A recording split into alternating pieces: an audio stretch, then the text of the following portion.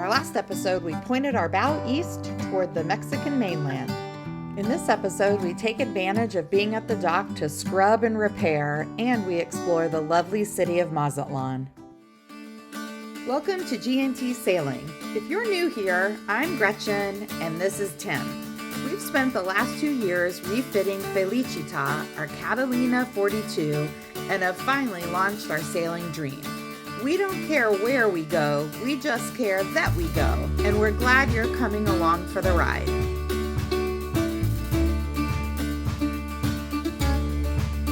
It's a big day here on Felicita. Tim is going up the mast. Yep. He's been up other masts, but not our mast. Yeah, this is the first time on ours. Yeah. First time with this bosun. So what's the mission today? Reconnaissance. The ultimate goal is to change the anchor tricolor light thing because it's goofy. The fixture, yeah. So I got to go up there and figure out what kind of tools I'm going to need because there's electrical and there's mounting, and I think the new one might mount different than the old one, and we just don't know. And then I also want to get rid of the wire topping lift, so I want to see how it's attached up there, what kind of tools I'm going to need for that. All right. So I'm just going to go up and do some reconnaissance and get comfortable in the chair and the whole lifting apparatus we have here, and then I'll get all the tools ready for the next time, and we'll do that later. We'll go up and do the work. All right, here we go. What you are about to hear is a typical disagreement between me and Tim. We were both sailors before we met one another, so our sailing partnership is that of co-captains rather than captain and first mate. That means that we often come into conversations with fairly strong opinions. No shackles though, right? Tying only. This is a killer shackle for using it as our backstay. That's why we bought this shackle. Make your faces all you want, but this is what we bought it for. It's going to be the backstay on the boat. It's not just a halyard shackle like they were talking about. We use our Dyneema halyard as a main hoisting line. This is the line that would act as an emergency backstay should that part of our rig fail. But it still could come undone. It could come unscrewed because you haven't seized it. No, it's locked. It's a locking pin. The whole thing is made to do this. But see, it's got locks in it. It's locked. But if you started to twist it right now, couldn't it twist? Okay, listen, I'm just doing what we've been taught and what we've been told. I'm just reinforcing what we've been taught and told. As you can see, we never really come to resolution. Every person that's ever done this has emphasized tying knots, not using tackle. Ultimately, it's Tim going up, so in this case, it's his decision. And I know he's about to tie a second halyard on as a backup, but I'm curious how others handle their lines when going aloft, or their disagreements. Let us know in the comments. All right, so I'm going to tie this on. So I'm going to leave this open and you're going to lock it up there, okay? So go lock it and start lifting me up and let me get comfortable, and then we'll go up. You'll notice we have our My Team Talks headphones on. We use these mostly when docking and anchoring, but they're also really handy when going aloft. All right, lift me up and see how it feels. Okay. Like how much a little?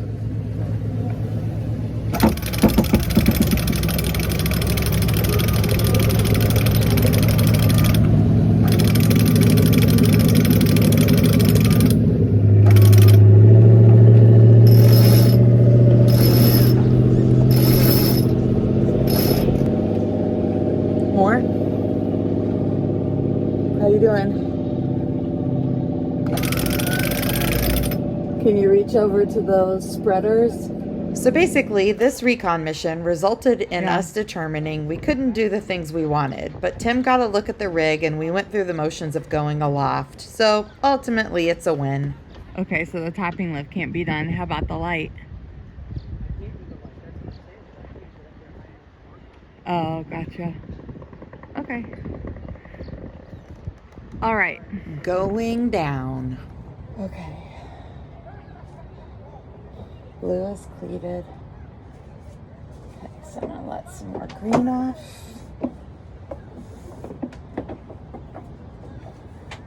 And then cleat it again. Okay, ready? Coming off with blue, easing blue.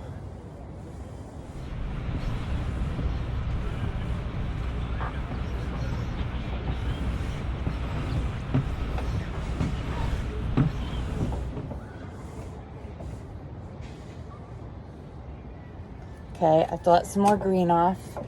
Blue is cleated.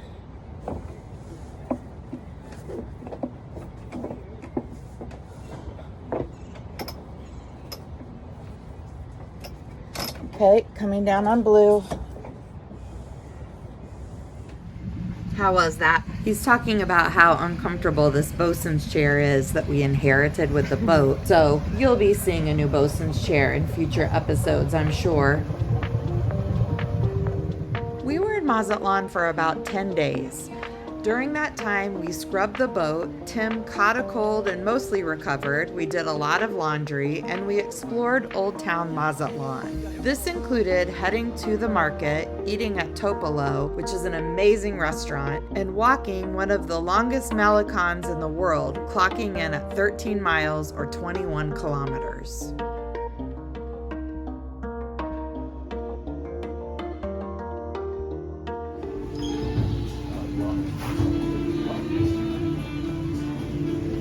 I love pictures. I bet you're in many.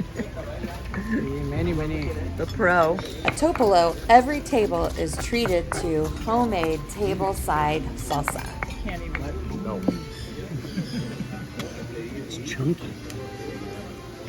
Need a sturdy chip. Very good. What's the report?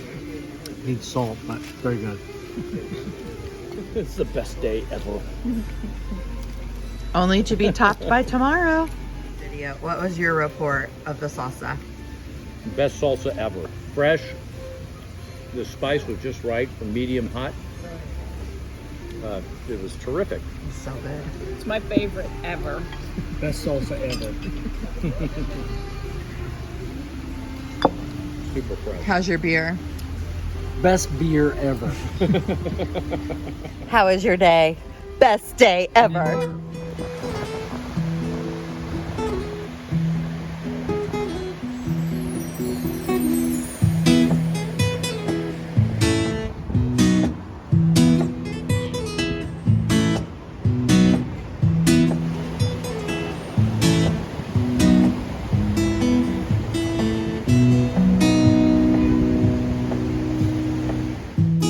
Back at Cid Marina, which we highly recommend, we were able to rest by the pool and get to know the local characters. I ate one of verde.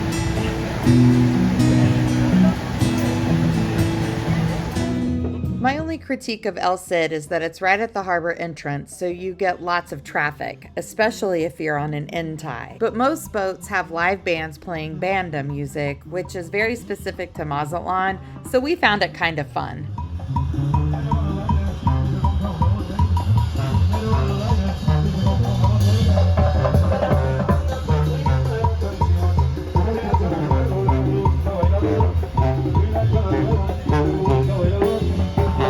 Join us next time as we leave Mazatlán headed for Banderas Bay. Hey, thanks so much for watching. Be sure to subscribe so you catch all the episodes of our first season cruising in Mexico. And head over to Instagram for real-time updates. Check out our tracker and more details about our cruising life at gntsailing.com. We'll catch you next time. Mexico is Sexico.